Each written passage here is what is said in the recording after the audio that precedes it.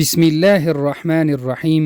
دا د 13 سپارې څلورم درس دی او د نور سوره چې 40مه سوره ده د 15 آیت نه تر 11 آیت ورسره ولولئ چې بهتره پې پوه شئ.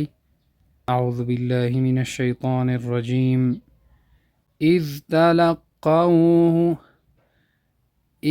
تلقونه مفهوم دی کله چې واخیست تاسو دا هینا آسانه ان تشیع چې خور شي ولا یأتل او ندی کوي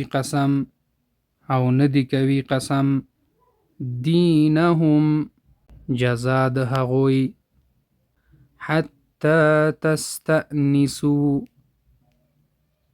مفهوم دی تر هغو چې تاسو اجازه وغواړئ. یؤذن لکم مفهوم دی چې اجازه ورکړی شي لپاره ستاسې. یغضو مفهوم دی چې ټیټې کړي هغوی. بخمورهن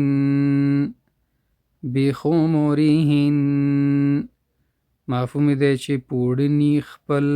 نو که غواړئ چې دا درسونه تاسو تعقیب کړئ په انټرنیټ کې او زده یې کړئ نو طریقه یې تاسو ته ښیم چې څه رقم کولی شئ چې غونډ درسونه تاسو د اول نه اخره پورې تعقیب کړئ.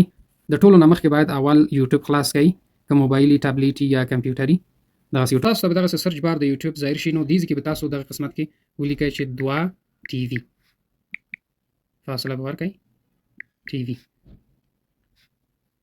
نو بیا به سرچ کړئ 2 ټي وي چې ولیکل سرچ نه بعد دغه تاسو ګورئ. زه به تاسو ته القا کوم دا به تاسو سلیکټ کړئ، دا به تاسو اوکې کړئ. صحیح ده. دا هم چې اوکې که 2 ټي وي چینل تاسو ته خلاص شو. نو مهمترین بخش چې دی دغه دی سبسکرایب. د سبسکرایب بټن له به فشار ورکئ چې سبسکرایب شي. دغه دی سبسکرایب. دا اوس سبسکرایب شو.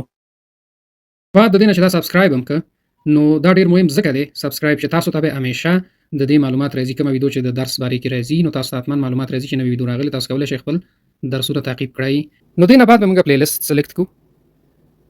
پلی لیست هم چې انتخاب کړئ کې غونډ درسونه دي. پلی لیستونو کې غونډې سپارې شته، مثلا 14مه سپاره شوه، 15مه شوه، 14مه شوه، هره سپاره مثلا اول پورې 4مه سپاره شوه، دا د اول جز اوله سپاره.